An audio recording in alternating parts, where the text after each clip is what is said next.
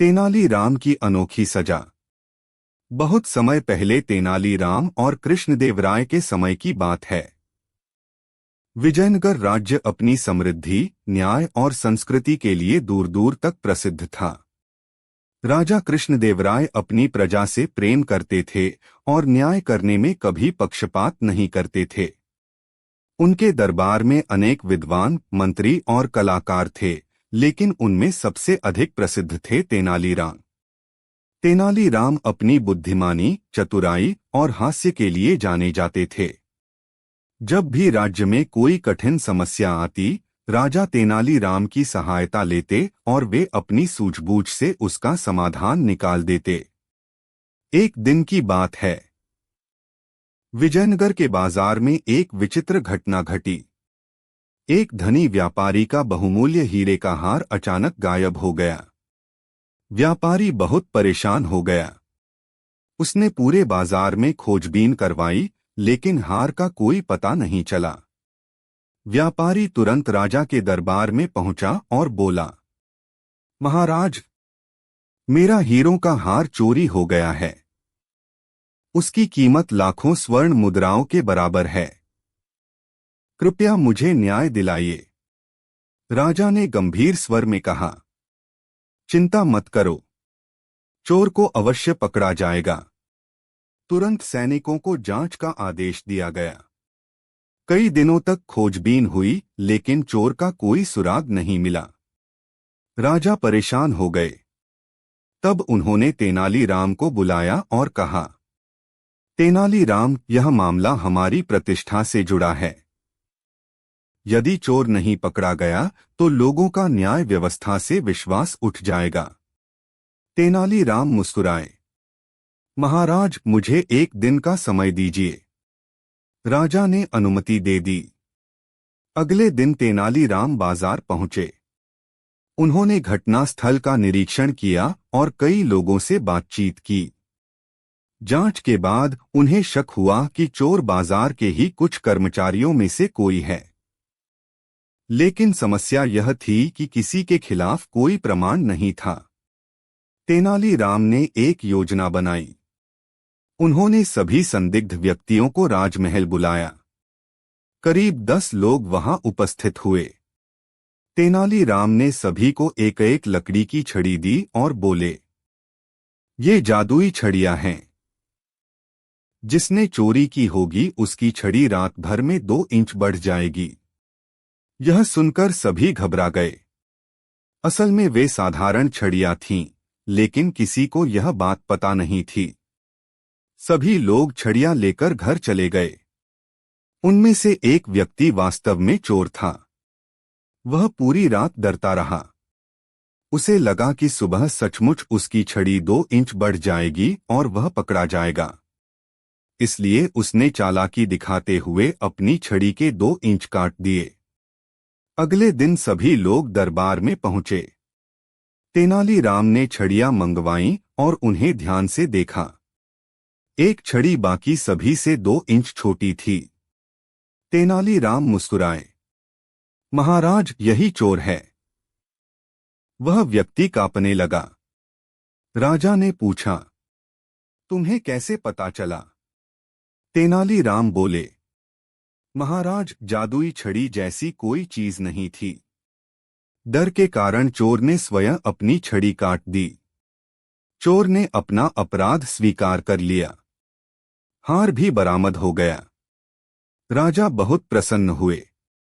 लेकिन कहानी यहीं समाप्त नहीं होती। कुछ महीनों बाद राज्य में एक और समस्या उत्पन्न हुई। इस बार मामला चोरी का नहीं बल्कि भ्रष्टाचार का था। राज्य के कर विभाग का एक अधिकारी गरीब किसानों से अतिरिक्त कर वसूल रहा था। किसान डर के कारण शिकायत नहीं कर पा रहे थे। एक वृद्ध किसान किसी तरह दरबार तक पहुंचा और बोला, महाराज, हम पर अत्याचार हो रहा है।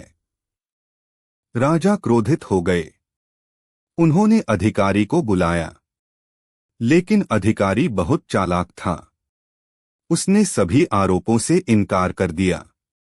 उसके खिलाफ कोई लिखित प्रमाण भी नहीं था। राजा दुविधा में पड़ गए। तब तेनालीराम आगे आए। महाराज, मुझे यह मामला सौंप दीजिए। अगले दिन तेनालीराम किसान का वेश धारण कर उस अधिकारी के कार्यालय पहुंचे। अधिकारी ने उनसे भी रिश्वत मांगी। तेनालीराम ने सारी बात गुप्त रूप से दर्ज करवा ली। अगले दिन दरबार में उन्होंने कई किसानों को बुलाया। सभी ने एक जैसी शिकायत की। अब अधिकारी के पास बचने का कोई रास्ता नहीं था। उसका अपराध सिद्ध हो गया। राजा ने कहा, ऐसे व्यक्ति को कठोर दंड मिलना चाहिए। दरबारियों ने सुझाव दिया कि उसे जेल भेज दिया जाए। कुछ ने कहा कि उसकी संपत्ति जब्त कर ली जाए। तभी तेनालीराम बोले, महाराज, यदि अनुमति हो तो मैं एक अनोखी सजा देना चाहता हूं। राजा उत्सुक हो गए। बताओ। तेनालीराम बोले, इस व्यक्ति ने किसानों को रुलाया है, इसलिए इसे अगले 6 महीनों तक हर गांव में जाकर किसानों की सेवा करनी होगी। खेतों में काम करना होगा और सार्वजनिक रूप से अपने अपराध के लिए क्षमा मांगनी होगी। पूरा दरबार आश्चर्यचकित रह गया। राजा ने पूछा, क्या यह पर्याप्त सजा होगी? तेनालीराम ने उत्तर दिया, महाराज, जेल की सजा इसे केवल कष्ट देगी, लेकिन यह सजा इसे अपनी गलती का एहसास कराएगी। राजा को यह विचार पसंद आया। अधिकारी को वही दंड दिया गया। वह गांव-गांव जाकर किसानों की सेवा करने लगा। धीरे धीरे उसे अपनी गलती का एहसास हुआ। उसका स्वभाव बदल गया।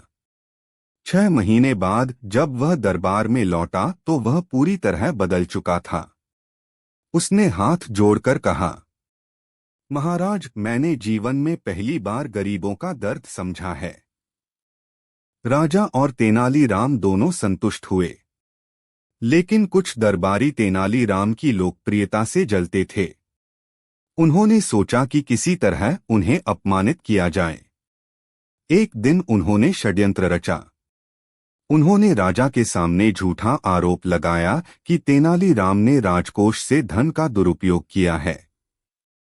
राजा चौंक गए। उन्हें विश्वास नहीं हुआ। लेकिन दरबारियों ने कई झूठे गवाह भी प्रस्तुत कर दिए। राजा ने निष्पक्ष जांच का आदेश दिया। जांच पूरी होने तक तेनालीराम को दरबार से दूर रहने को कहा गया। तेनालीराम समझ गए कि उनके विरुद्ध साजिश रची गई है। लेकिन उन्होंने कोई विरोध नहीं किया। कुछ दिनों बाद जांच शुरू हुई। झूठे गवाह एक एक करके बयान देने लगे। तभी तेनालीराम ने राजा से कहा, महाराज, मुझे केवल एक अवसर दीजिए। राजा ने अनुमति दे दी।